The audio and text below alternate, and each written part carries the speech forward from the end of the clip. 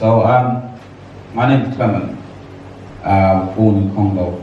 I left Congo when I was about 10, in 1993, 92, 93.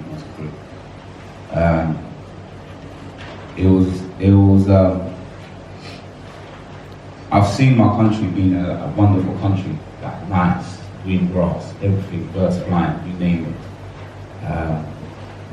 Had nice food, mansion. You know, I come from a wealthy background. We used to do diamond mine. You know, swallow a couple of diamonds. So if you kill me, you can get some diamonds. But honestly, like I've seen that, but it just took 2 years, a split second, and that split second turned to 2 years where I lived in a place where it suddenly changed to a warfare now, physical war, soldiers killing kids and raping young boys and girls right in front of me. I've seen my uncle getting shot at. I've been given a gun to shoot my uncle, a machine gun, but obviously I wasn't going to do that. 28. They shot in front of me, blazing my face scattered. So that's me from the age of like 8 till 10, living that lifestyle, being kidnapped, all sorts. We see Black Diamond here, similar to that. And then I travelled to Belgium, France, lived there for a bit. But I was in a refugee camp where there was different type of young people, where from Somalia, Kenya, all type. And listen, you have to survive. You have to survive. We're talking about some blue guys. If you can't defend yourself, listen, they're gonna get at you. That means they're gonna take your hair off, they're gonna take your hair. They're going to steal shoes off you, they'll take anything off you. So I've had to adapt. You know, most of my life I spent fighting, defending myself. So now I'm arriving to UK, lived in Hackney. I'm talking about 93 Hackney, 1993, 94, 95, 96. Not the 2000. Those 90s, it was a problem. There's a problem and it was changed. Because it's like, I wish I had that opportunity of a real mentor. My mentors were the people that were telling me how to protect myself, how to shoot someone, how to stab someone, how to rob someone, and how to survive, how to stay alive. Those were my mentors. So when I watched that, and I'm like, wow, I wish I had that. You know, it's weird. God uses you, but you don't get to see it. You're not supposed to see it. The mistake Saul did, he saw what he carried and he believed was his. But your gift, someone said gift. There's a language for your gift. You know, you're just a tenant. You're just a tenant. That gift don't belong to you, to others. So that's the mistake Saul made. He forgot the sender and he thought he was the sender. Big mistake. Can you imagine texting yourself? No one does that kind of thing. Yeah, Saul did that. Saul kind of lived that sort of lifestyle. He thought it was him. He sent himself, he created himself. So he believed that he was above the kings. He thought he was the kings of kings. But he wasn't. There's only one that's kings of kings. This is Jesus, not Muhammad, sorry. But in fairness, lived in Hackney, it was challenging because I lived in a war situation, like peaceful, then war, and then ghetto. It was really tough because you're seeing cracking now. It's weird. This is different kinds of struggle now. So I'm seeing people injecting themselves, like ladies, and I'm talking about. I've witnessed a young woman in front of her daughter injecting herself daytime, like 1 p.m., injecting herself, putting a needle into her bum, injecting herself, and then her daughter's there crying and she's injecting herself, she gets high, she passes out, she wakes up, shouting at her kid, slaps her, carry on doing the same thing, go and look for more fix. That's the lifestyle that I was witnessing around me. So can you imagine? And my first word in English was F off. Yeah. I'm going to tell you something. I'm not your average pastor, sorry. I'm going to be very brutal and honest with you guys, because I feel like realness is what gets straight to your soul, and God is real. God is the truth. That's why there's a lot of people running away from that, because they don't want to see the truth. You know, the truth will set you free. He set me free, look at my hair. But I've grown up in hand. They're the two things I had to learn how to adapt. It's very difficult. And there's a book that I'm writing. It's culture versus the godly man. How do I adapt to my culture? The culture of who I am on road as a gangster. People fear me, people respect me. But the culture of godly culture is, you look like a waste man on this side. But in heaven, everyone's clapping for you. But you don't see them. Because you're not supposed to see the clap. The glory don't belong to you, it belongs to Christ. And that's the problem we're having. That's the problem Saul was having. Saul wanted to clap for him. David wanted to clap for God. He acknowledged that. He acknowledged the sender. So I pray today that everyone here will acknowledge the sender. Amen. And when you acknowledge the sender, so you can't brag on something that's not really yours. Because you imagine, you rent a house and you go and tell everyone you bought it. And then the landlord turns up outside the house and says, what's this dust in my house? It's embarrassing, isn't it? That bro in a car saying it's yours. Rental. You don't even know where the star bottom is. Yeah, I know we're laughing, but can you imagine what the heaven for saw? Anyways, those who don't read Bibles, now you've got Bible study. Some of you guys are saved through Apostle Paul, but I'm taking you back to Genesis today. Wow. And then we'll get to Apostle Paul. And then we'll see who's got more here at the end. It was difficult, adapting to both sides. It was very difficult. And a lot of people ask me, why are you so interested in characters and change and growth? Because I think that that's what you need in life. You need to adapt to every circumstance, every situation you're in. Because there's lack of fathers because they can't adapt to it. They can't accept responsibility. There's premature parents because they went ahead of time. So they can't adapt to the new them. Saul couldn't adapt to the new him. He's a king, but he still wanted to behave like a peasant. He still wanted to behave like a slave. Do you know that kings don't sleep with slaves? Hence why Abraham, when he slept with the maid of his wife, the child had to be kicked out. Because he's a king. You're not supposed to sleep with a slave. You're not designed for that. You're a royal priest. So here's me happening, trying to adapt to both sides. I'm an African boy, supposed to listen to my parents. Hey, I go to school, Johnny tells his mum, shut up. And I come home, I'm coming home, yeah, to hoover the house. It was difficult to adapt. It was very difficult to adapt. So I was angry with my dad. I was angry with my dad. I was angry with my stepmom. I was really angry. I held a lot of grudges inside because I felt like I was just knocked off. Basically, on road everyone respects me, and in here you're calling me by my middle name, like a first name. What disrespect? Okay, you don't have to call me by my road name, but at least call me by the English name. No, you're calling me Lutumba Mulumba. The heaven above just released it. The heaven above. No respect, and you will do it in front of my friends. Especially when you're trying to impress a girl. Oh. When you're 11, you fancy, you like, let me look around. Okay, you like the white girl. I have to look around there, so you don't look racist. Yeah? When you're 11, because you're just fresh from Africa, you think, this one. Maybe I get the passport that way, but don't worry about it. You know, you're trying to impress and you just come and call you your name that just embarrasses you.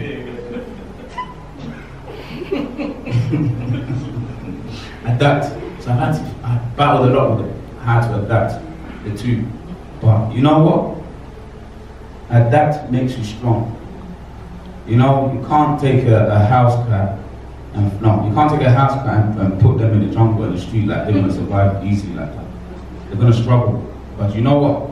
Leave them for 6 months and bring it back. You'll see the difference.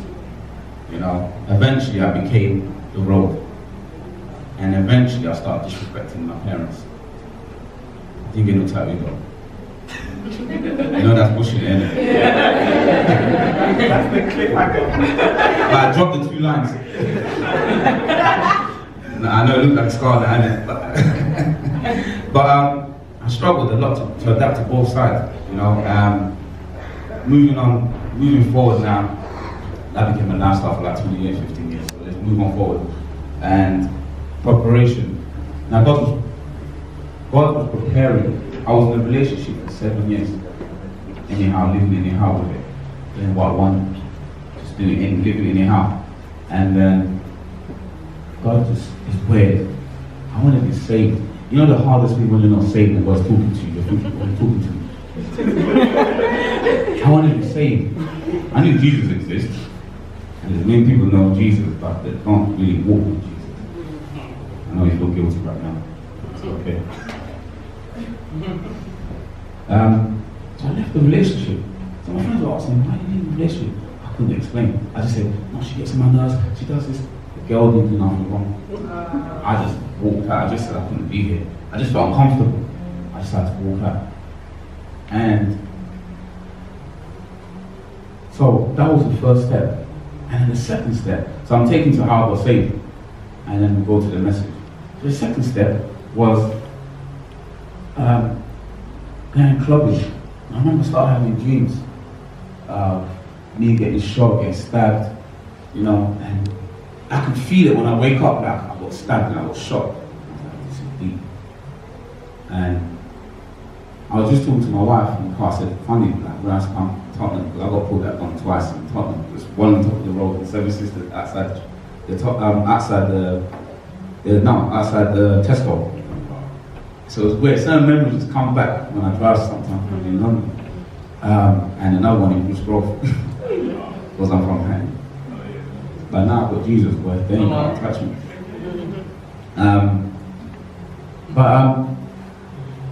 So God took me. I started receiving these dreams. I see these dreams of getting shot. I don't get dreams. I don't pay attention to dreams either. But it was dreams. It was strong dreams. And it was with this particular nightclub. Everyone was going to it. Everyone was going to Ipswich. It was packed up. So I went to it. I said, I'm going to go to it. Someone told me, remember you had that dream? Forget that. Went to the club.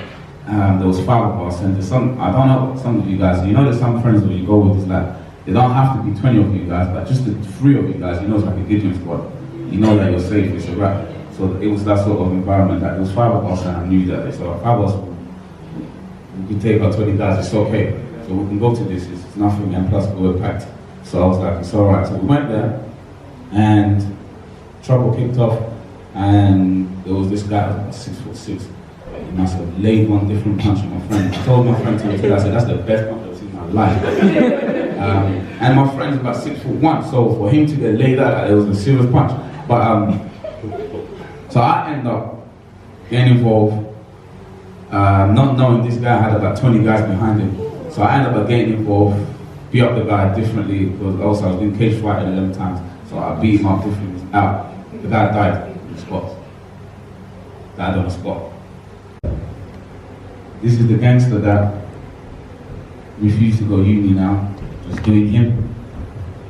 Got myself in a position where I killed a man. I remember he lay down on the floor and everyone was like, I think he killed him. The music stopped, it was literally like a film. The music stopped, I can hear every like penny, anything that dropped, I would hear it. And I was like, why is it stopping? I looked fine. Days and he covered up blood and everything. So I thought, oh, I need to get out of here. So I tried to get up, and there was like 6 security guys around him, holding me back. I just shoved them out, smashed the door, and I walked out. As I walked out here, there was about 200 police right outside. I was like, whoa, what's this? But then I realised, they didn't come from me. Because they're here because London guys, when London guys usually go outside London for clubs and that, they know that they always cause problems. So that's what they were there. But at that time, I'm not thinking that, so I tried to run off, and the security guy said, oh, officer, stop that man, you killed a man. Stop him, he's a murderer. So they stopped me, arrested me. The first time I've been arrested, I've done so much crime, invoked so much dodgy deals that I got arrested for this. I was like, how? So when I got arrested, I remember sitting down on top of the car, next to the police car. And you know, usually when you do that sort of crime, you're not going to be sitting outside, you'll be chucked in. They was treating me like I was special.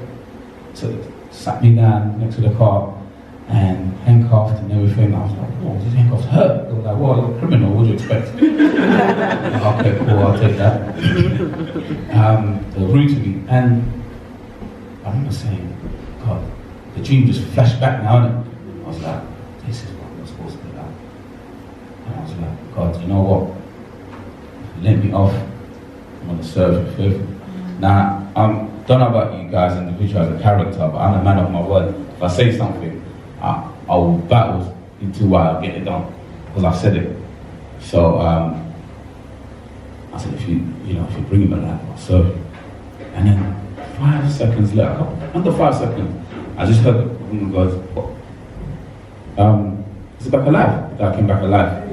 And then this is what the church said, praise Jesus. They just pretend, that's it, thank you. So, came back alive, and then the woman just took the handcuffs off me. No question, just said, you can go. And I was like, And I was like, still questioning it, and then one of my guys grabbed me and said, Clement, like, what's G, don't stay there, what are you doing? I was like, I was so confused. Like, it's almost, you know, like the book of Acts when he talks about Peter, when he says that the angel of God walked into the cell, and broke the chain, and then gave him sandals, and then took him out, brought him out of the prison, and he was free. And Peter was baffled, confused, like he was like, is this really happening? And this is the same Peter that when he walks, his shadows is healing people, and he could not believe it. Because God's miracle, you can't get too comfortable with it. You can't get familiar with it. So it was that sort of mindset. I was in that sort of mindset, and I was just like, whoa, how is this possible? I mean, killed the guy. He was dead. 20 minutes. And they brought him back in the crouching position. And I was like, how is this? Anyways, so I was like, okay. So I got in the car. I remember that day, I thought, I didn't even want to drive. I just sat down behind there. And all my friends, everyone was like laughing, making jokes like, wow, gee, knocked him out. Everyone usually would laugh about that, but this time it was different. Because when I look back, I know it was God just working, just taking me away from my environment. And it was like, I was just sitting there thinking, oh, I'll never come out with you guys again. It's not their fault I put my hand on someone. It's not their fault. We're going to go to the message and I'll tell you about decisions. But it's not their fault, but hey, environment plays a big part in who you are, you know? So you gotta look at the person left and right, if it's the right person. We've got some snitches in the place. I told you I'm the average pastor. So, I was like, no way, I need to get out of here. Do you know what? From that moment, listen, if you want something so bad, you make it happen. And if God can see that He wants something according to His will, that's how you get God. So, you know what? He made a way for a new job, legit job, dropped all the dodgy things. How can I be a role model in the school? Because I'm a specialist behavior intervention in people's behavior in the unit. So how can I be a role model? I'm doing different fraud at the back, kidnapping people, putting them in the boot if they cross my path. But I'm coming to school and say, yeah. So really I'm doing a tick box. You know what tick box is? Tick box is when you're just doing things that looks good. That's religion. That's what's called religion versus culture. That's religion. So we're just tick boxing. You know, those people just come to church every day so they think they're saved. That's religion. So I was in my calling, but I wasn't walking it. Does it make sense? And so all these little things start coming off, like the taste of me going clubbing just stopped. And then obviously, so after that, I got home, arrived home, saved, everything, didn't even sleep. The whole night I was thinking about that because I knew something miracle just happened. Yeah? Okay. A week after that, I received another phone call. Bro, this club, big. Their things, everything's gonna be there. Obviously, I had hair that time, innit? So they couldn't apply for wigs or wigs. I don't need wigs at that time, innit? So they couldn't supply that for me. I was cool, but everything was gonna be there. Anything you needed will be there. To the enemy, my days, the same as he was tempting Jesus in the wilderness. If you really are the Son of God, but the chapter before that, the heaven announced Jesus and said, "This is my beloved Son." But he was there. So why is he asking him if you really are there? Let me go back to Eve. The same thing he done to Eve. You can't really say. This is what it does to all of you guys. Try that with me. I'm still standing. From the roadman to the pastor. So, everyone was asking, Clement, this is going to be big. Everyone's going to be. And you know what? When you know the whole hand is going to be there, that's the one to be. Because people need to see. I need to show them. I'm not buying no drinks though, but I'll look like I'm buying drinks. Nothing long. The Prada, the Gucci, everything needs to come out. Real or no real. No one will know. Gucci or Gucci, there's no difference. Bring them. I said, nah. You know what? For the first time I didn't have taste of going clubbing. For the first time properly, I didn't have taste. But you know, when you just change, you just don't have that taste, that craving. You don't have that craving of the world anymore. That crave of meat, you don't have it anymore. And that's what happened to me. I didn't do it. I just made a decision. A decision, I will follow you. If you get me out of this situation, I will follow you. And I meant it, in the bottom of my heart. And he made it happen. When he made it happen, alongside taking my lust, the lust of the world that I had, he took it off. That was one of the biggest things. Because I'll tell you something, yeah. There's no way, as fine as my wife is, no way she would have stopped me doing clubbing. Clubbing is one of the strongholds in the world. There's no age to it. It's not you reach your age, you think, I don't want to go clubbing no more. It's a lie. Look at Jay-Z still rapping in his 50s, a granddad. Look at Lil Wayne, still dressing still wearing leggings at this age. I'm telling you. Yeah? Kanye West is lost.com. So there's no age to it. There's no age to stupidities. There's no age. It's a decision. It's a decision. You have to be bold. You have to be bold. Peter was bold. Peter was bold. He walked out and said, Master, if it's you, command you to come up there. And Jesus said, yeah, it is me. And he walked up. How can you walk on water? Can you imagine? But he done it. And so I said to him, nah, I'm not coming. And then what happened after that? I received about 15 missed calls. Bare messages, so much messages, voice, everything. Yeah? The same friend that was punched, he got stabbed 9 times that night. He got stabbed 9 times. So if I was there, I know me, I'm the front line guy that was jumping in everything. Because there's no fear. Look where I come from. How can it be fair? I'm looking at these guys, these butch kids, they're just acting like they're serious. You're pulling that knife. Really, you don't want to stab, but you're showing up in front of people. I'll go in. That's how you lose your life. By thinking you're invisible. So I know for a fact if I was there, there's no way. So again, God spared me. He's alive anyway. My friend's alive. He gave his life to Christ as well. Through our wedding, through my wife's wedding.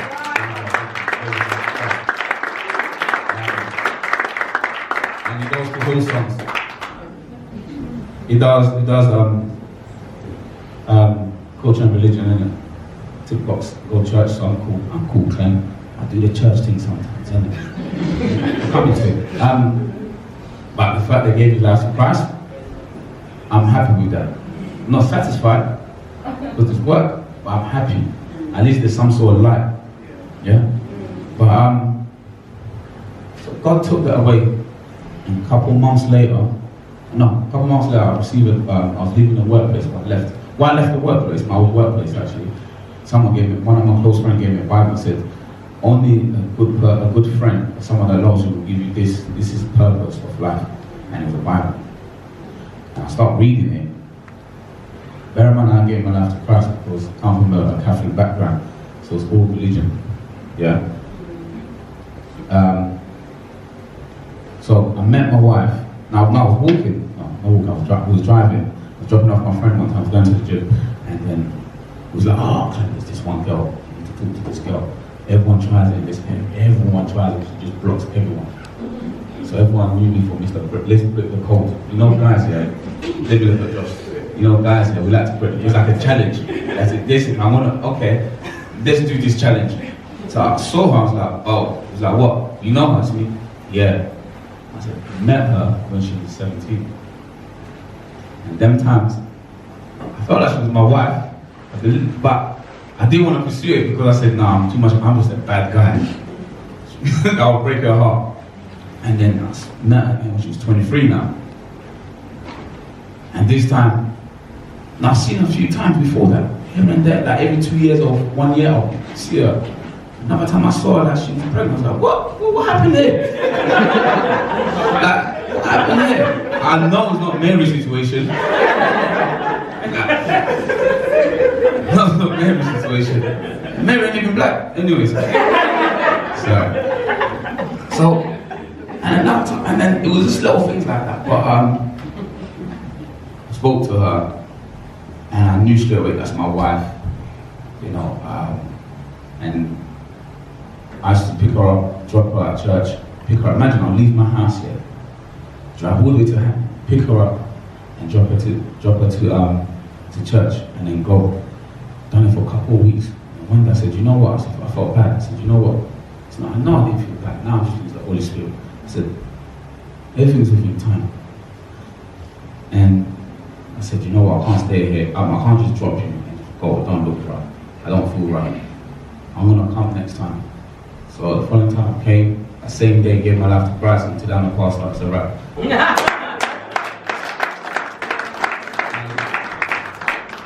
So someone said,